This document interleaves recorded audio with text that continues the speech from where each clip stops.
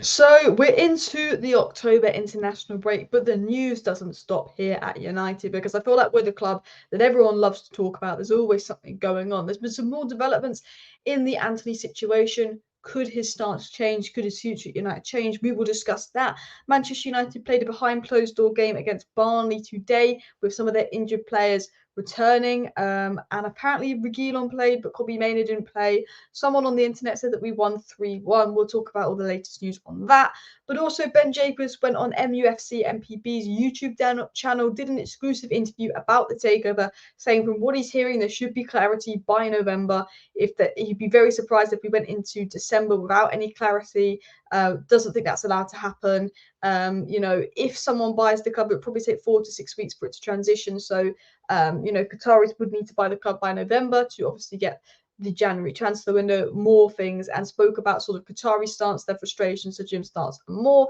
And then there was a bit of Sancho news, bit of transfer news on centre backs, right wingers, all of that stuff. So please do hit that like button. Of course, subscribe down below if you're new, and let's get into it. Let's summarize all this transfer news, starting with this first story here that came in saying Antony's ex Gabriella will hold formal interview with the Greater Manchester Police on Thursday in relation to her allegations. Now, I'll be honest, I thought the Antony kind of situation was done over whether he's back at the club. I think it's been dropped in Brazil. I think 2 of the 3 girls have actually pulled out, and there was loads of stuff that got leaked to kind of show he's innocent, and then he did the interview. Then he put loads of stuff on the internet to say this is a lie, I didn't do this, I didn't do that. And he looked like he had a lot of information to prove his innocence. Obviously, I wasn't there. I don't know the full story. He might not be innocent. He might be innocent. I'm not sure. But from what we'd seen, and the more and more that came out on this case, it was looking better for Antony. It was looking like he was more innocent. I think it's been pretty much dropped in Brazil. He's not been charged with anything, and they're giving his ex an interview on Thursday. Will be interesting to see if his future changes, if there is something there, if his ex has got something that's quite damaging, potentially United bring him back just to actually have to take him away on Thursday. But I think the fact that United brought him back, I think that United believe that they got enough to prove he's innocent. United don't believe he's guilty. I think United wouldn't have brought him back if they didn't think Antony had significant evidence or enough to prove himself. And, it's very different to the Mason situation. Mason was charged. Antony's not been charged.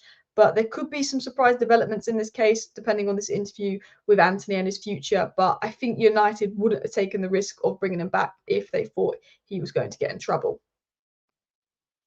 Okay, now it's time to dive into a more positive story. So it was said today by Chris Wheeler that Manchester United hosted a behind closed door match against Barnsley on Tuesday, which is today. It was said that Kobbie Mainoo was due to play against the League One club. However, that seemed unlikely after it was decided last minute it's a little too soon for him, which I'd rather them do rather than risk it. I don't want to see Kobbie Mainoo get injured. It was said that United arranged a behind doors closed game against Barnsley today, Tuesday, as several of their injured players near a return. There's reports that players like Reguilon sort of featured in that, and obviously they had a few injured players that are near from return. A lot of youngsters, a lot of fringe players like, Donny van der Beek were involved in the game. Younger players, Donny van der Beek type players not on international break, players who've sort of been injured and all of that as well. So, again, didn't watch the game behind closed doors. Not much has come out on it, but from what I'm hearing, apparently we won 3-1. But again, that is just a rumour. It'll be interesting to see if more information comes out on that behind doors game. But it's annoying that Kobbie Mainoo didn't play.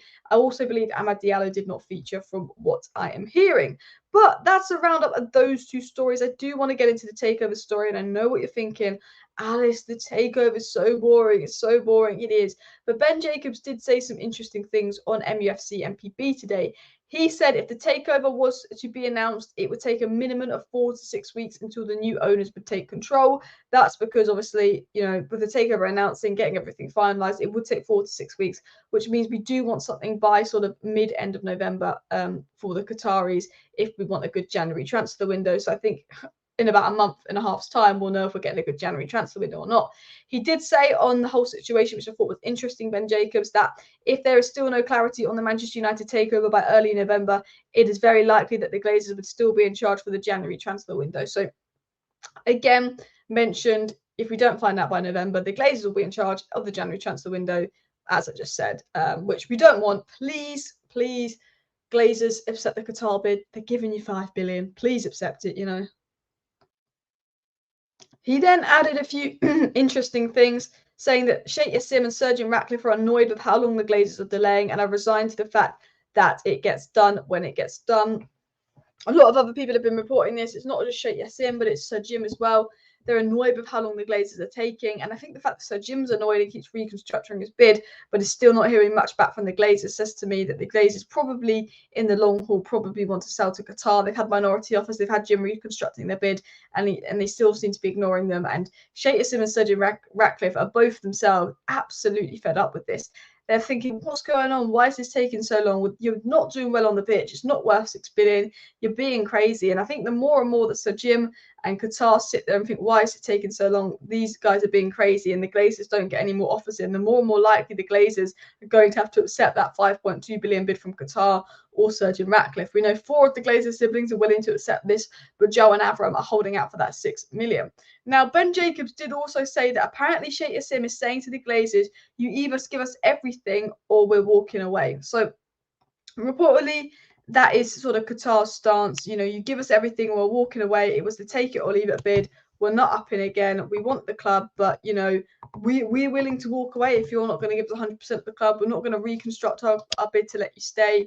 We're serious. We want the club. We want the full club. We want it now, but we're not going to up our bid because it is silly. And I have to say, the bid is silly. To ask for $6 billion is crazy. You know, they've got, you know, $5 billion is more than fair from Qatar because they've got to reinvest in the stadium, all the facilities, all of this other stuff as well. And, you know, on top of the debt that needs to be cleared, it's crazy. Now, the most interesting thing I think Ben Jacobs said was this, and he said, from my personal view, it's that we will get clarity on the Manchester United takeover before the end of the year. By late November, we will know more about the direction of travel. Ben Jacobs, who's very informed, knows a bit more than us going with the takeover, seems to say, I think we'll get clarity and we'll know something by the end of November. Other sources and good sources have suggested, again, there should be clarity by the end of November. We'll know something by the end of November. And I think that's interesting. There's a feeling that, you know, something could be sorted and resolved in November. That would be the year mark. It took Newcastle a year. And all of that stuff. And a lot of people are speaking about this sort of November. We'll get an idea. We'll get clarity. Maybe they go with Sir Jim. Maybe they'll go with the Qataris. You know, I don't know which way they're going to go, but there is also rumours that the Qataris are willing to put a new bid in November. I'm not sure. Now, the only thing I'm going to say is we were told for ages by all these reliable sources that we were going to know by March, and then we're told we're going to know by April, and then it's delayed, we're going to know by May, and then we're told, oh, we'll know by June, and then we're told, oh, we'll know right after the transfer window. The transfer window is finished, and we still don't know. But what is interesting is, you know, whilst Sir Jim Ratcliffe's reconstructing his bid and rumours are going about to suggest that Sir Jim Ratcliffe could be in the lead and all of that. Other rumours are saying, yeah, no, the Glazers aren't interested in his reconstructing bid because he's still not offering them more money. The Glazers want more money. 4 of the siblings won't agree to Sir Jim Ratcliffe's offer because they're going to get less money up front. Now, one of the interesting things coming about is that Qatar, you know, while they're not reconstructing their bid, Qatar are acting like they're confident their bid will be successful, speaking to David Beckham. Ben Jacobs said if Qatar are successful in their bid to buy Manchester United, David Beckham is likely to be used as an ambassador. He added to this on Beckham's potential role as an ambassador if Qatar win the bid for United. He said that Beckham would likely be involved with the strategy and the business side of the club. And it's been confirmed by many sources that Qataris have plans for Beckham. Qataris have been speaking to Beckham. And the fact that we're this deep into the takeover and the Qatars haven't heard anything for a while, reportedly, but they're going out and speaking to Beckham and other people about being involved in the United takeover, says to me that maybe the Qataris are still confident and maybe they've got a reason to be confident. The fact that they're not up in their bid after rumours of the Glazers staying as Sir Jim Ratcliffe reconstructing, maybe the Qataris are very confident their bid is going to be successful. And Ben Jacobs did say, and I think this was the most interesting thing he said, was that the Manchester United takeover saga cannot continue into 2024 without some clarity. A lot of reliable sources have basically come out and said, look, from far as we're aware, we should know who the new owners are before 2024, although we were told we should know who the new owners are in April. A year ago, everyone was saying, or sort of November, December time, everyone was saying, well, no, in April, it'll be sorted in April. But I do think a year is a more realistic deadline when you look back at November to November now because of how long Newcastle took. But Ben Jacobs, yeah, he said some interesting things, and he said that United takeover saga cannot continue into 2024 without some clarity. And I think he's spot on that. For me, this can't drag on much longer. I mean, it could because it's the Glazers. The Glazers don't care about anyone but themselves. And if someone's going to drag stuff on, it's going to be the Glazers. But from the feeling, it's like, well, actually, they can drag this on as much as they want to try and get more money. But then there's a point where I think they can't drag this on anymore. Another thing that Ben Jacobs did mention on Sir Jim Ratcliffe's side is that Paul Mitchell is an option. Sir Jim Ratcliffe really likes him. would like him to come to the sporting director of United if his bid's successful. The only problem is if Sir Jim Ratcliffe is changing his bid to 1.5 billion, like being reported, he doesn't have the power to choose to bring in Paul Mitchell. So while we're hearing that Sir Jim Ratcliffe wants to do this, this, and this, and bring in Paul Mitchell, well, if you're going to be buying 25% of the club and giving the Glazers power, you won't be able to do that. You know, I can't take the Jim Ratcliffe news seriously because this guy is willing to lower his bid to please the Glazers, keep the Glazers in control, keep the Glazers in power. You might want Paul Mitchell. That's brilliant. I want Paul Mitchell, but you might not be able to get Paul Mitchell because you're not going to give any voting rights. The Glazers are going to have full power. Qatar come in, they get 100% power, they can do what they want. And that's why Ben Jacobs said that Qatar have made it clear to the Glazers it's 100% of the club, they're going in all or nothing. Because Qatar don't want to be in a situation where the Glazers have a say on things because they know that they'll hold them back. So Jim is willing to do that. He's willing to do anything to buy United. And while I, you know, could say I admire his commitment to buy United, at the same time I don't. You can't promise you can build a new stadium. You can't promise you can clear the debt. You're willing to keep the Glazers here, give them power. You've gone from 100% to 70% to 50% to 25%. Part of me thinks it's a vanity project for Sir Jim Ratcliffe now. Part of me does. And another part of me just goes, I really want Qatar to up their bid. I really want this takeover saga to be done. But then I understand why they won't up the bid because we're not worth 6 billion. And at the end of the day, this whole process is boring. I'm fed up with it. But this is just a prime example of the Glazers' greed getting in the way.